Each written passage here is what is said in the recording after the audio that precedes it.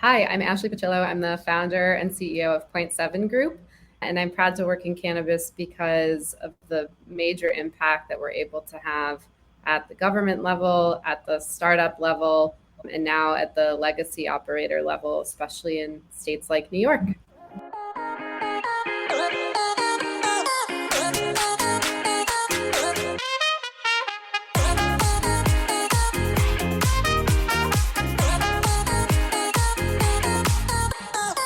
Hey, everybody, and welcome to the Proud to Work in Cannabis podcast. I'm your host, Jamie Humiston, the founder of Vangst. And today I'm excited because I have one of my best friends on the show, Ashley, the founder of Point Seven Group. Ashley and I have known each other since my first year in cannabis. And I'm not sure, we'll find out when Ashley's first year in cannabis was, but been great friends. We've grown our businesses together and super excited to have you on the show today. Ashley, how you doing? Doing really well. Another day in the life. I feel like it's always drinking out of the fire hose in cannabis, but I think we all kind of enjoy that even on the really long, tricky days. On the long, tricky days. And you moved to New York, if I understand correctly? Yes. I was actually living in New York at the end of 2013, beginning of 2014, and left to go to Colorado for what was supposed to be a few months. And long story short, wound up involved in a number of cannabis projects, decided to just make the Colorado move. And I hoped at the time that I would be able to come back to New York when and if New York legalized and started to release its own set of programs. So it took 8 years, but finally made the move back, and it's been awesome. It's definitely a really exciting time in New York, that's for sure. Yeah, well, we'll talk about the entire story of the last 8 years, but you still have your place in Aspen. So, us who are lucky enough to be able to go crash there every once in a while, we still get to see you in Colorado from time to time. Yeah, I feel like I still live on airplanes, and as much as there is going on in New York, we're still active in a number of other states right now. So no shortage of things to do. And the Aspen, New York life is pretty good, I think. So I think you got the right setup going here. I feel like I've got a good balance. I'd like to see a little more of the mountains, but no complaints. So, okay, let's jump into it. Talk to us about how you originally got involved in the space. I know you said you were living in New York in 2013, and walk us through the story of how you ended up getting into cannabis in the first place. Yeah, it was definitely an interesting series of events. I had signed to start a non-cannabis job in New York City that was supposed to start in the summer of 2014. And I was offered a short-term project in Colorado at the start of 2014. So I made the trip out there, thought it would be a fun little adventure for a few months. And I was introduced to Meg Sanders, who was the CEO of Mindful at the time, a vertically integrated facility in Colorado. And she was looking for support putting together what was one of the first career fairs in the space. And so I took her on as a client, was doing a bunch of event management work. And then, one thing led to another. And flash forward, I was running 6 retail stores, a significant part of the operation itself, manufacturing, cultivation, distribution. And it was one thing after the other. And a very wild 2 years. It's certainly how I cut my teeth in the space and really learned the ins and outs of cannabis operations, cannabis compliance, and cannabis becoming more of a mainstream business. And wait, what year was this again? This was 2014. 2014. So from 2014 to 2016 is when you were actually literally like running retail stores, cultivation, like an employee in the space. Yeah, I was an employee in the space, and my actual job title versus what I was doing each day, there was not always alignment there. But this was a time when previously, if you cultivated cannabis and you sold cannabis, you were making good money. But suddenly there was a lot of saturation. There were a lot of other license holders, and operators were being forced to really understand their procedures and their ability to standardize and be very efficient. And I think that my timing was definitely part luck, realizing that facilities like ours suddenly needed to be operating in a very different way. And one thing led to another. And it was very clear I couldn't leave the space. There was way too much opportunity, especially as a young woman that, was figuring out what I wanted to do with my career. And so I had a really kind of interesting mashup of skills. I've been a writer for a long time. I understand procedures, operations, compliance, and I was really connecting a lot of dots to try and optimize the space that we had, adjust to ever-changing market conditions, and make sure that we were going to be competitive in a hyper competitive market, especially at that point. So then you decided to leave this company, and then what did you decide to do next?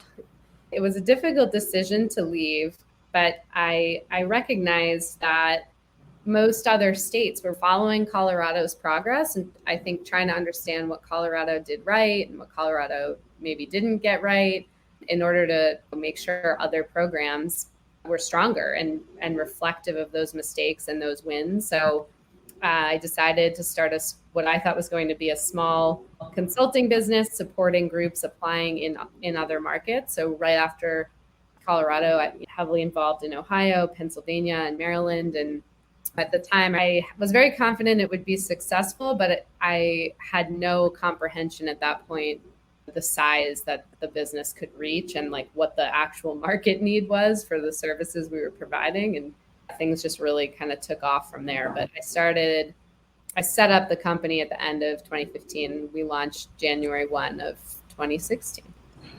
2016 was a big year for cannabis for those people that weren't around at that time, because going into 2016, California hadn't even been like legalized for adult use yet. So in 2016, on January 1 of 2016, the only markets that had adult use were Colorado, Washington, Oregon, and Alaska. And so your idea was that there's going to be more and more markets that are going to open up. These markets are going to need a blueprint. People are going to need to open up businesses, win licenses. And since I have this great experience in Colorado, I could help these people in new markets. Was that just like the general business thesis?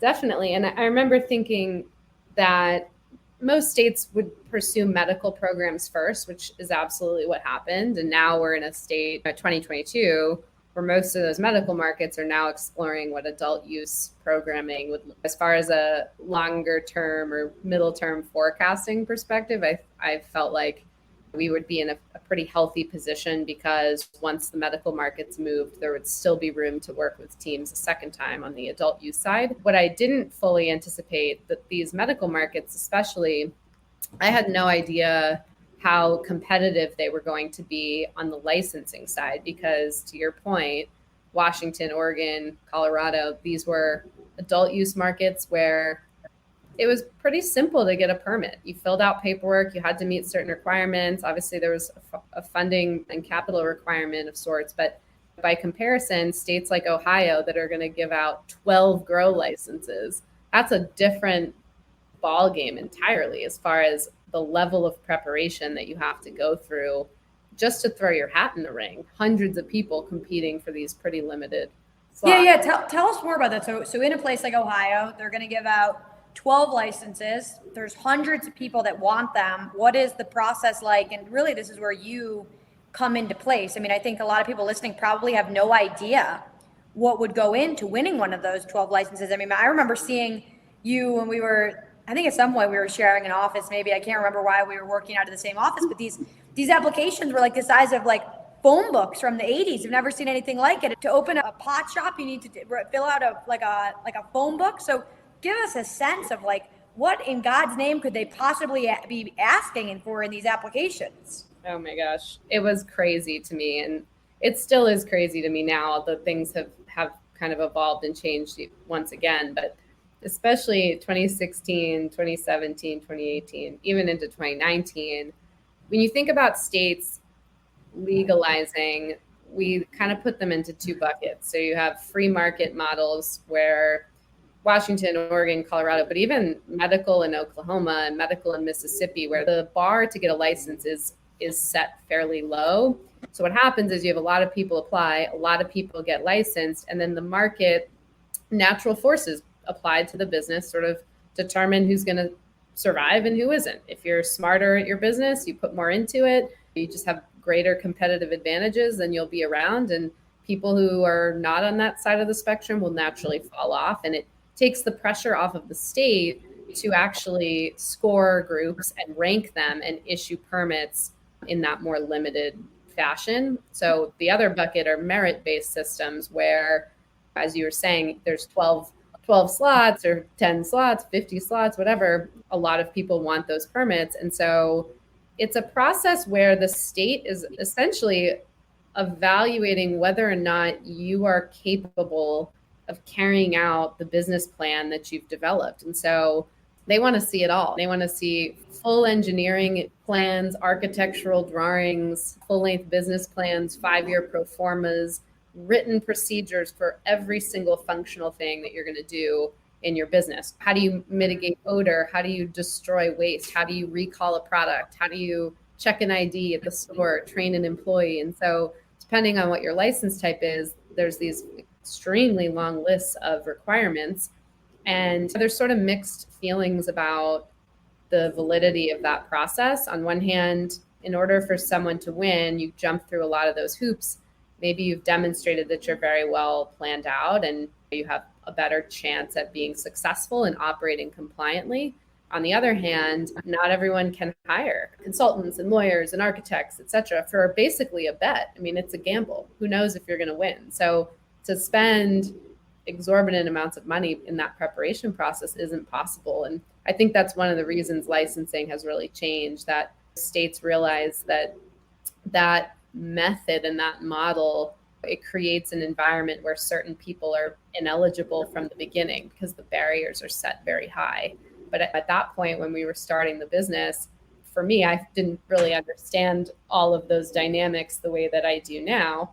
And we were basically engaged to help teams understand and develop all of those processes. Most of our clients were entrepreneurs, investment groups, family offices. Some of them came out of manufacturing, retail, agriculture, but they didn't necessarily know the ins and outs of running a cannabis operation. And so it's this massive list. Yeah, they are kind of like phone booths, actually. I have a bunch of them printed, and it's amazing how massive these things are.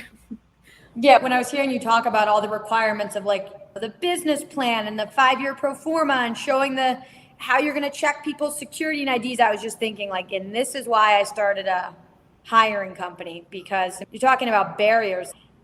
How are you supposed to know in 5 years from now how you're going to check people's security? So anyway, you need to hire someone like Ashley. I think most entrepreneurs have an idea of this is the vision for my cannabis business, but they have no idea all these steps. So you would hire a group like Ashley's group, Point 7 group. They come in, they help you with everything, the entire application process.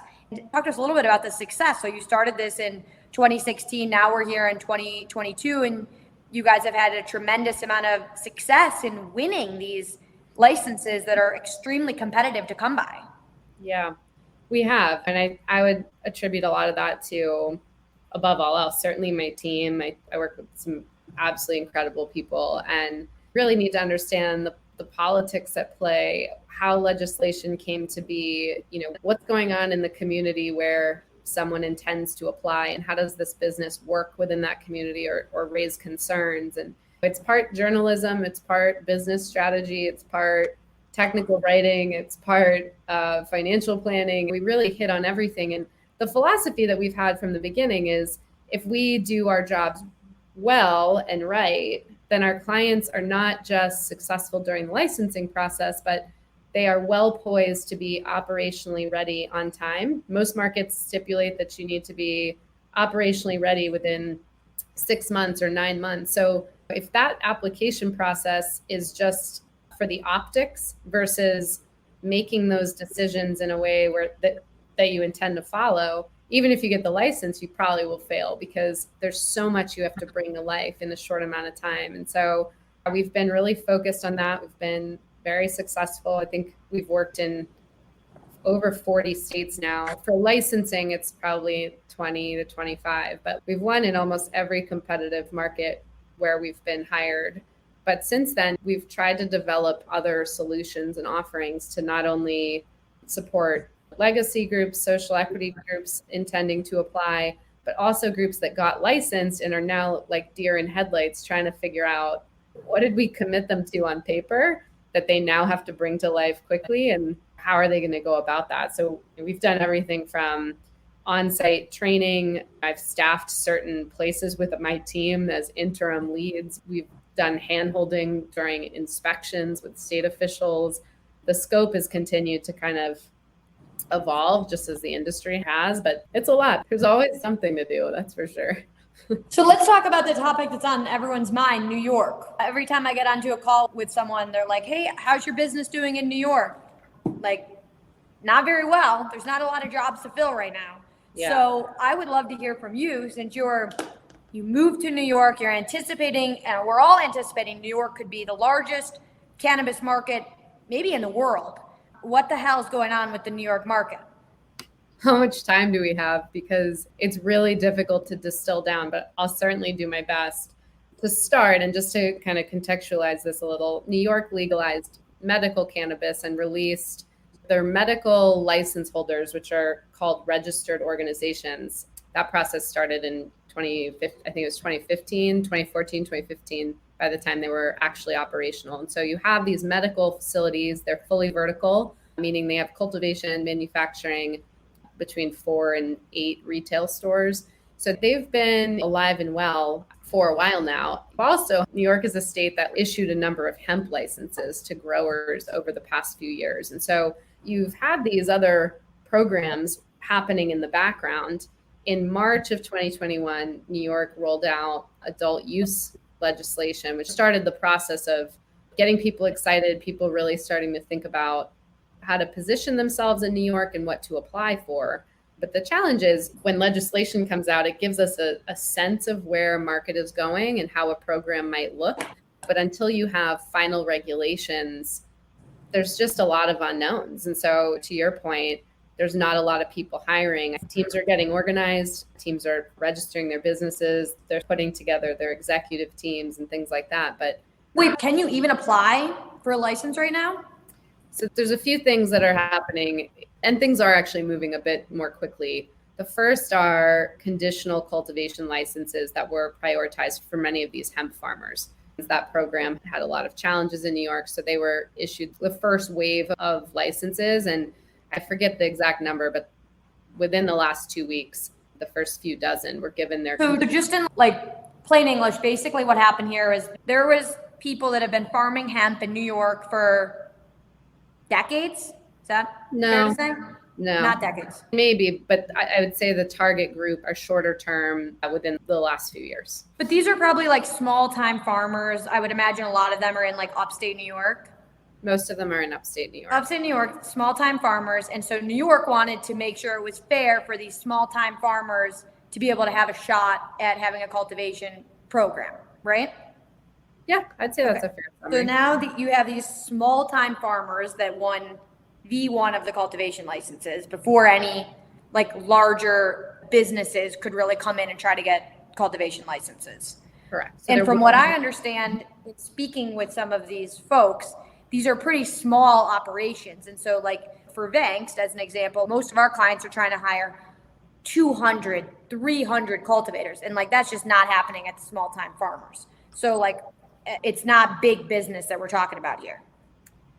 I'd say no, it's not big business that we're talking about. The future of those license holders and the way that they'll be allowed to expand can change that a little bit, but that's the first rollout. But right on the heels of this is a program designed for retail. And so as a reminder, this first wave of cultivation is not the end of cultivation. There will be another licensing round, maybe at the end of the year, could be the beginning of next. That time frame is not fully known at this point, but licensing will open up for additional cultivation, nurseries, processing, distribution, co-ops, micro businesses, delivery, and dispensaries, as well as potentially additional medical licenses and consumption lounges. So those opportunities are still there. So like basically at this point, just to make sure, if I didn't have a hemp farm, I was ineligible to participate in like trying to win a license for cultivation.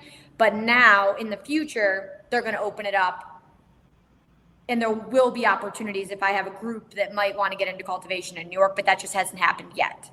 Correct. So we do not have that time frame yet. We do not have regulations final yet, but we do know that It's an inevitability. There's no grayness around the fact that those licenses will open up and there will be an opportunity to apply for them, hopefully by the end of this year. But I think the state very thoughtfully is trying to prioritize specific groups of people ahead of the sort of traditional licensing round. So the hemp piece is first, and then the other is going to be a retail licensing process specifically for people who have been harmed by prohibition and by the war on drugs. So there's basically a financial set aside to support these teams in going through the licensing process, but also to support them in the procurement of real estate and then developing that site for whatever your operating purpose is.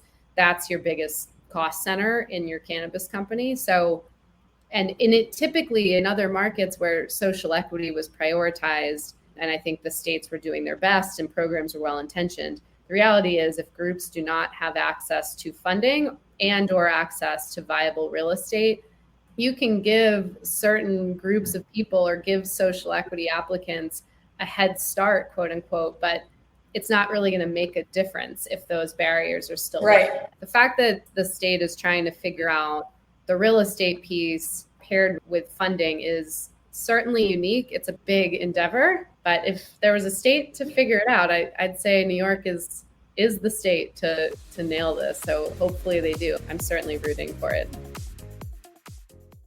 In other states, if you win a license, but then you don't have the capital to secure a real estate building and hire a team and get the project operational, really, what's the point of winning the license at all? So in New York, we just went through what was happening on the cultivation side. On the retail side, they're prioritizing groups that have previously been negatively impacted by the war on drugs. So if someone out there is listening and might be eligible, what are the requirements right now for the conditional retail license to be part of the group that could, one, get access to the license, and two, get access to the funding that you just described from New York? So the qualifications, as far as I understand them, and I learned some things even last week that challenged my understanding a bit, but it seems the qualification now is that you actually had to have been convicted. So as an example, we have a couple of groups that we're doing some pro bono work for right now that they were arrested. This is on their record, but they spent considerable dollars and resources to try to get these things expunged. And fortunately or unfortunately, depending how you want to think about it, that's now disqualified them from applying for the round. For groups that do qualify, they need to own the majority of the business. And for any group that's applying for retail, you are going to be limited to 3 retail locations.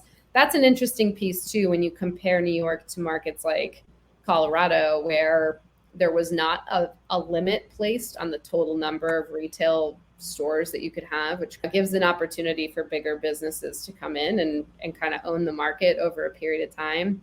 New York has followed suit similar to other states where there's certain licenses you can't even own together. So in New York, if you own cultivation, you can't touch retail. You can't touch delivery. You can't touch lounges. If you own retail, you can't touch lounges. You can only own 3. So we're all kind of wrapping our arms around what the parameters are. And I think for a lot of the teams that we're coaching and consulting for, part of the exercise is really trying to place value on each of these licenses and really consider the viability of each of them. Because when in markets where you cannot own on both sides, you don't have vertical integration, there's definitely challenges because of that need to be considered. And it's definitely been interesting for us as we're creating financial models and loose forecasts. I was just going to ask, so like right now for the conditional retail license, so really, from understanding this correctly, the criteria is that you have to have been previously convicted for a cannabis offense. So the one requirement for this retail conditional license is that you had to have been previously convicted for a cannabis offense. That's the requirement right now. There's other criteria. Obviously, you need to be of age. There's financial requirements. And the way that you apply, whether you're applying as a partnership or you're applying as an individual, you're applying as a team, like each situation has to be considered a little bit differently as it pertains to the income piece. So at this point in time in the New York market, there's conditional licenses for cultivation, which are set aside for the hemp farmers. There's retail licenses conditional licenses, which are going towards people negatively impacted by the war on drugs. That's V1. And now for V2, it's going to open up to people that don't meet those criteria that want to open a cannabis business in New York. So if I'm one of those people, would right now be the time to start working with a group like Point 7 and other groups? And is that what you're seeing happening? Is that other groups are assembling on the sidelines waiting for that opportunity? Or like kind of what are you seeing with the other groups that don't meet these conditional criterias?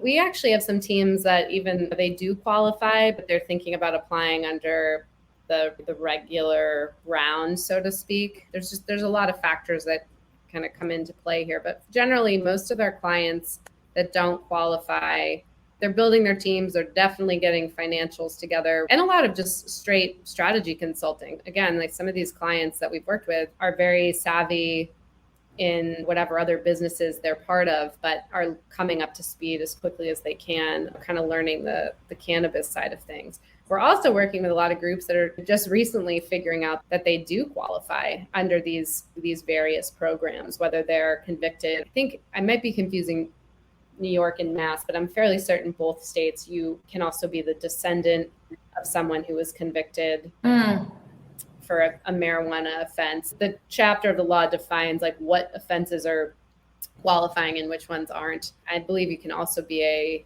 domestic partner to someone who was convicted. So there's a lot of different criteria, but interestingly enough, we have connected with teams that qualify and are actually exploring. We're just waiting until that regular round. It's really tough. We don't even know what the licensing requirements are going to be. So the advice I've been giving to our clients, just in various presentations around the state, et cetera, is to not think so much about like, is this going to be needed on the application? Is the state going to require us to submit A, B, and C?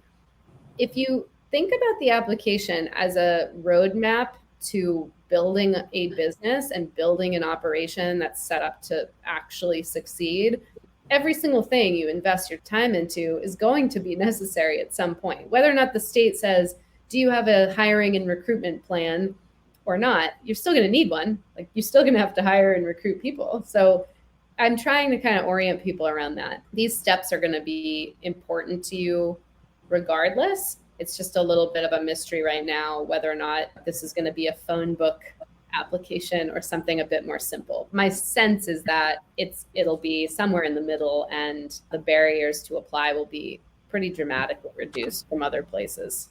Once we find out more, I think it'd be fun to have you come back on the show and give the update on here's what's actually going to happen in New York for V2 of the licenses.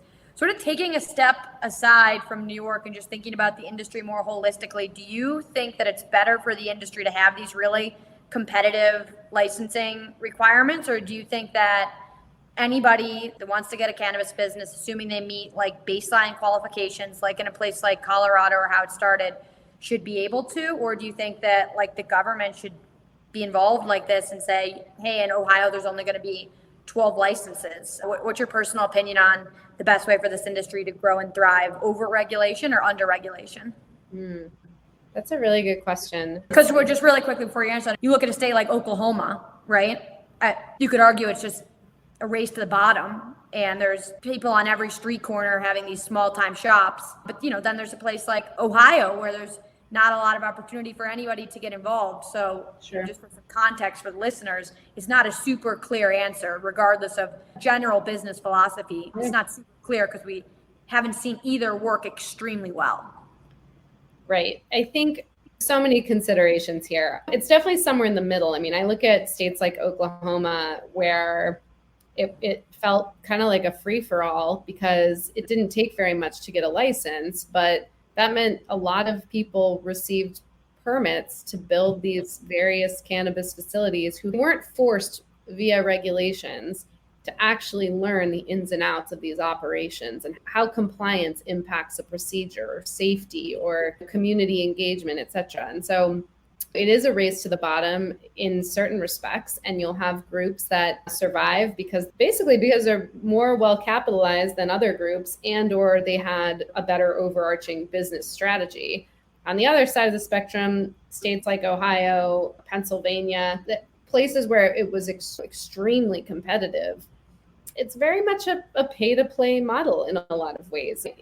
For me, I think requirements to demonstrate that you're going to take the business seriously, that you understand what rules you need to adhere to, that you've built financials and a business roadmap that are actually based on the law. People will call and they have these incredible ideas that are not allowable. Like, I'm excited to open a dispensary and make products in the back room. Like, those are not the same license, but when the barrier is really low, people get permits without having to think through that. And that's damaging too. We've had groups over the years where they've got second mortgages out on their homes and all these crazy things to try and finance a company that's truly not viable. There are states, and Mass and New York come to mind because they did not establish a cap, meaning Massachusetts didn't say it's this many grows, it's this many retailers. They're sort of letting market conditions determine how many operators are going to be necessary, and they're letting communities decide on that, similar in New Jersey. But they're still requiring teams